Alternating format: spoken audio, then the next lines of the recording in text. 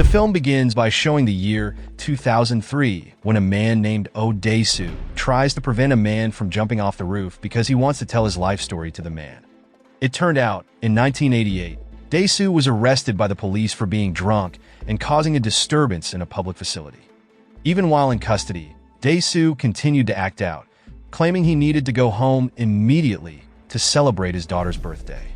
A little while later, Dae-soo was finally picked up by No Ju-hwan, who was his best friend. Before going home, Dae-soo stopped at a public phone to call his daughter and tell her he would be home soon to celebrate his daughter's birthday. Afterward, Ju-hwan asked for his turn to make a call, but was shocked to realize that Dae-soo had suddenly disappeared without a trace. At another point, it is revealed that Dae-soo had been captured and imprisoned in a locked room. While in that prison, Dae-soo was left in confusion, as he was never given a reason why he was imprisoned. Every day, Dae-soo's room was filled with anesthetic gas to make him sleep, during which time someone would clean the room and cut his hair, which had grown long. When he awoke, Dae-soo was given the same food every day, and for entertainment, he only had a television in his room. During his imprisonment, Dae-soo became increasingly distressed and nearly went mad, as he saw news reports claiming he was a fugitive who had disappeared after killing his wife, even though he had only been imprisoned by a mysterious person. After numerous failed attempts to do the unthinkable, Dae-soo tried to uncover the person responsible for his imprisonment by writing down a list of names of people he had wronged. In addition, Dae-soo trained in boxing on his own, inspired by the boxing programs he watched on TV, while attempting to scrape away at the wall to create an escape route.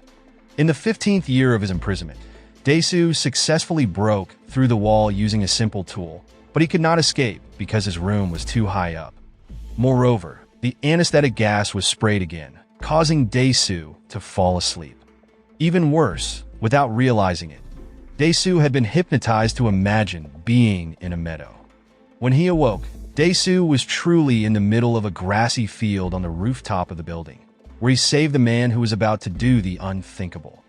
After telling his story, Dae-soo decided to leave the rooftop and abandon the desperate man. Dae-soo then begins wandering around the city, which has changed during his 15-year imprisonment. Moreover, Dae-soo realizes that he cannot seek help from his relatives because he is a fugitive from the police. In the midst of his confusion while searching for clues, Dae-soo is looking at an aquarium store when suddenly a homeless man approaches him, ordered by someone to give him a cell phone and a wallet filled with money. With the money, Dae-soo goes to a sushi restaurant to eat. At that place, a woman named Mi-do, who works as a waitress at the restaurant, feels as though Dae-soo is not a stranger. Despite this, she tries to ignore the feeling and focuses on preparing his octopus order. While waiting for his order, Dae-soo receives a phone call from the person who imprisoned him.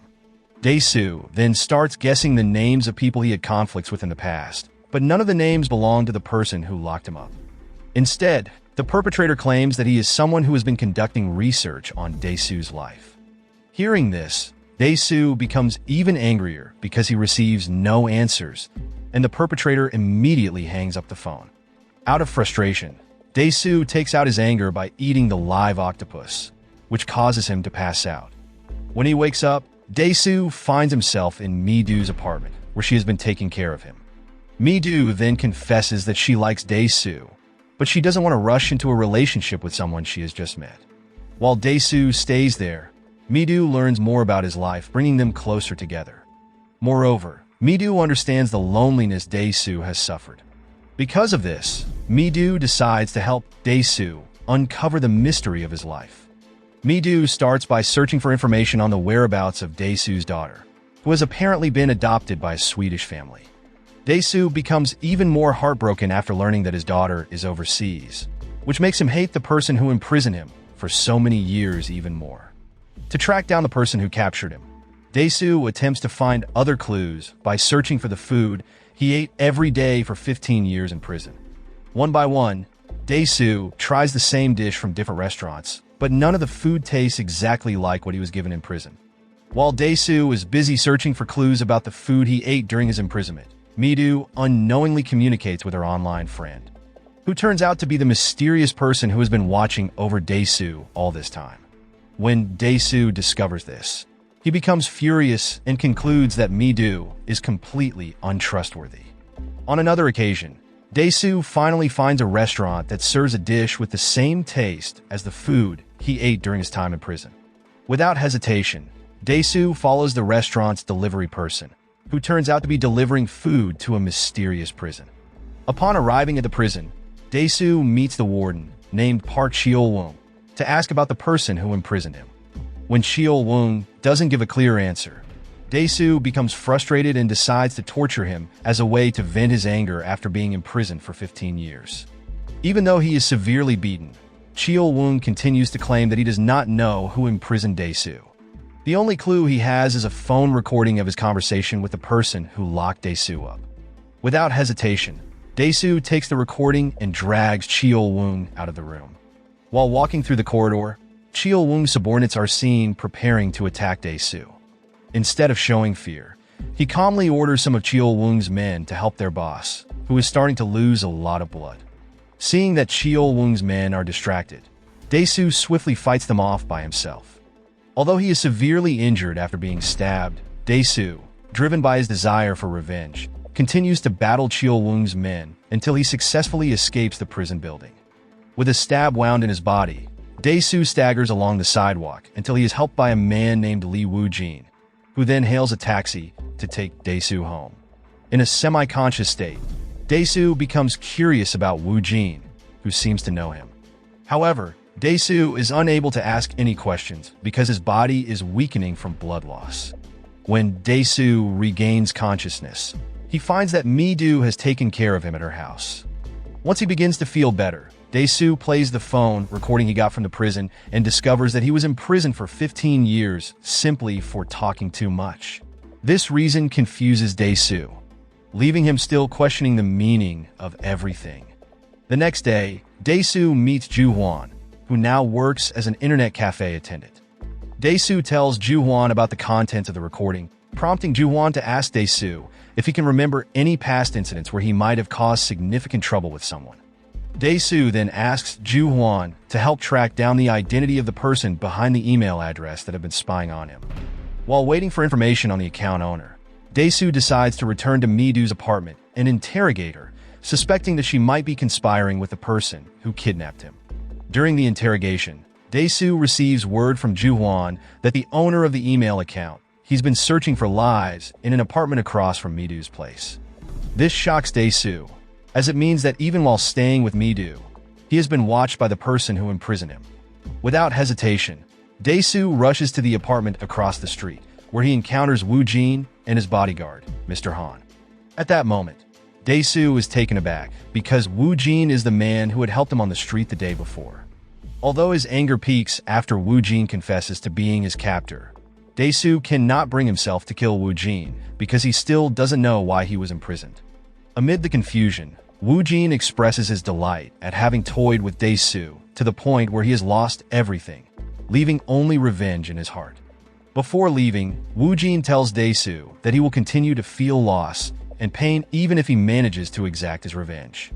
After leaving Woo-jin's place, Dae-soo decides to return to Mi-do's apartment, where Cheol-woong and his men are already there. At that moment, they are torturing her as payback for what Dae-soo did to Cheol-woong earlier. Not wanting Mi-do to get hurt, Dae-soo chooses not to fight back, even when Cheol-woong prepares to torture him, just as Dae-soo had previously done to Cheol-woong. Right before Cheol-woong begins torturing Dae-soo, he receives a call from Woo-jin, who offers him a large sum of money on the condition that he releases Dae-soo. With such a large amount of money, Cheol-woong agrees to let Dae-soo go, though before leaving, he strikes Dae-soo several times with a baseball bat. Meanwhile, Woo-jin is having a heart checkup when Mr. Han arrives with news that Dae-soo and Mi-do have gone to a hotel together. Upon hearing this, Woo-jin hopes that Dae-soo and Mi-do have fallen in love and will sleep together at the hotel. As Woo-jin hoped, Dae-soo and Mi-do spend the night together at the hotel, unaware that someone has secretly released anesthetic gas into their room, causing them both to fall into a deep sleep. At that moment, Woo-jin enters the room and watches them, knowing they are completely unaware they are being trapped. The next morning, Dae-soo and Mi-do are shocked to discover a box containing Cheol-woong's severed hand. which Wu Jin left inside. This revelation makes Dae-soo realize that Wu Jin had entered their room the previous night, and it further convinces him that Wu Jin has planted a tracking device on his body. After removing the bug hidden in his shoe, Dae-soo takes Mi-do to meet Ju-hwan to gather more information about the true identity of the kidnapper, with Evergreen being the only clue he has. With Mi-do's help, Dae-soo and Ju-hwan uncover a new lead, revealing that the word refers to Sangnak High School, where Dae-soo and Ju-hwan once studied. Wasting no time, Dae-soo and Mi-do go to Sangnak High School, where they discover that Wu Jin was a junior when Dae-soo and Ju-hwan were students there. When Dae-soo informs Ju-hwan by phone, he begins to recall Wu Jin, who had an older sister named Lee Soo-ah, a student in the same grade as Dae-soo and Ju-hwan. Upon hearing the name, Ju-hwan mentions that Soo-ah was a student who tragically died because of rumors that labeled her as a promiscuous woman.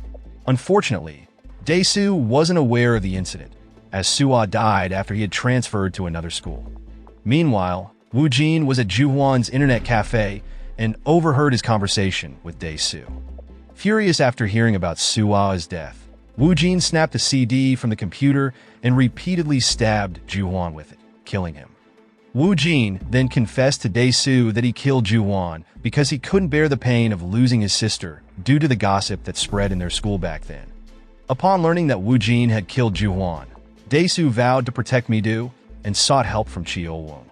Wu Jin, aware of this, tracked down Cheol-woong by locating the dentist who had treated him previously. Unexpectedly, Cheol-woong, eager to get revenge on Wu Jin for cutting off his arm, voluntarily helped Dae-soo by hiding Mi-do in his prison. Dae-soo then went to meet Ha-young, a salon owner and a former classmate of Soo-ah, who knew about the rumor that Soo-ah had been impregnated by someone in the past. During their conversation, Dae-soo learned that the pregnancy rumor about Soo-ah had originated from Ju-hwan.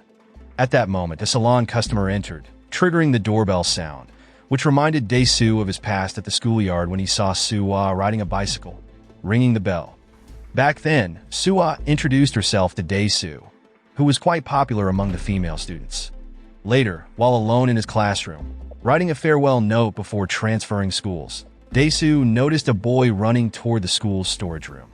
Curious, Dae-soo followed and peered through a broken window.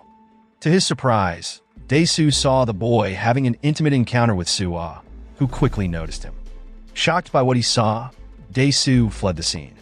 The next day, while moving with Ju-hwan's help, Dae-soo recounted what he had witnessed in the storage room. Ju-hwan, indifferent to the story, dismissed it and went off to meet Ha-young, his girlfriend. Before leaving, Dae-soo asked Ju-hwan to keep what he had seen a secret. Returning to the present, Mi-do suggested that Dae-soo leave town with her to escape Wu Jin, but filled with too much pain, Dae-soo decided to take revenge on Wu Jin. After revealing his plan, Dae-soo left Mi-do alone once again. Guided by the proverb Wu Jin had previously mentioned, Dae-soo arrived at Wu Jin's penthouse. Upon entering the elevator, he found Wu Jin and Mr. Han joining him, making Dae-soo even more alert. Once inside Wu Jin's penthouse, Dae-soo revealed that he now understood why Wu Jin had been tormenting him, because he knew Soo-ah's secret. Dae-soo even accused Wu Jin of erasing his memories so that he would forget about Soo-ah's scandal. However, Wu Jin denied this, asserting that Dae-soo didn't remember Soo-ah because she wasn't important to him, even though her death had left Wu Jin deeply scarred. Hearing this, Dae-soo concluded that Wu Jin was merely using him as a scapegoat for Soo-ah's death, despite her not actually being pregnant. Furthermore, Dae-soo even accused Wu Jin of having killed his own sister. Ignoring his words, Wu Jin instead revealed the fact that the love between Dae-soo and Mi-do had been orchestrated by him with the help of a hypnotist. Wu Jin also explained that Dae-soo had easily fallen into his trap because he had been so focused on why he was imprisoned all those years, rather than questioning why he was released after 15 years. Shortly after, Wu Jin, now neatly dressed, pointed a laser at a purple box and instructed Dae-soo to open it. Inside the box, there was a photo album that revealed Dae-soo's life from his youth up until now, and it was disclosed that Mi-do was his daughter, whom he had been searching for. Consumed with uncontrollable rage upon realizing that his love for Mi-do was nothing more than Wu Jin's cruel game, Dae-soo grabbed a pair of scissors from the table and attempted to attack Woo-jin. Seeing this, Mr. Han quickly intervened, beating Dae-soo in the process. Woo-jin then ordered Mr. Han to stop, but when he didn't listen, Woo-jin suddenly shot and killed Mr. Han. As Dae-soo's mind spiraled into chaos, Woo-jin revealed another shocking truth, that he had been raising Mi-do while Dae-soo was in prison. With this revelation, Dae-soo realized that he had been trapped in Woo-jin's scheme from the very beginning. Even Cheol-woong, whom he thought was genuinely protecting Mi-do, was actually allied with Woo-jin, who had offered him a new prison. At this point, Woo-jin gave Dae-soo the chance to call Mi-do and warn her not to open the box given to her by Cheol-woong, as Dae-soo didn't want Mi-do to discover the dark secret of his life. After ending the call, Dae-soo knelt before Woo-jin, begging for forgiveness and pleading for him not to reveal the truth to Mi-do. In his desperation, Dae-soo was willing to do anything to persuade Woo-jin, even going as far as cutting out his own tongue, which he believed was the source of the gossip that led Soo-ah to take her own life. Watching this, Woo-jin simply stood there, laughing, savoring the success of his revenge against Dae-soo. Afterward, Woo-jin called Cheol-woong and ordered him to ensure that the box for Mi-do remained unopened and that she never learned any secrets about Dae-soo. Satisfied with everything he had done, Woo-jin finally handed Dae-soo a remote control, claiming it could trigger his death. Dae-soo immediately pressed the button, but instead of killing Woo-jin, a video began to play, footage of Dae-soo and Mi-do being intimate at the hotel. This left Dae-soo humiliated and utterly powerless. Afterward, Woo-jin left Dae-soo, who was now helpless. As Woo-jin stepped into the elevator, he reminisced about the last moment he had with Soo-ah, recalling how she had decided to do the unthinkable. Some time later, Dae-soo met with the woman who had hypnotized him and asked her to erase his memories of his past with Mi-do. The hypnotist agreed, although she could not guarantee that it would work. In the film's final scene, Dae-soo is seen waking up alone in the snow. Not long after, Mi-do approached him, saddened by his freezing condition. She then hugged Dae-soo and professed her love for him, to which Dae-soo could only respond with a smile. Moral lesson from the story: sometimes being a little too chatty can land you in a lot of trouble, like being locked up for 15 years. So, remember, if you can't say anything nice, just order the octopus and eat it whole.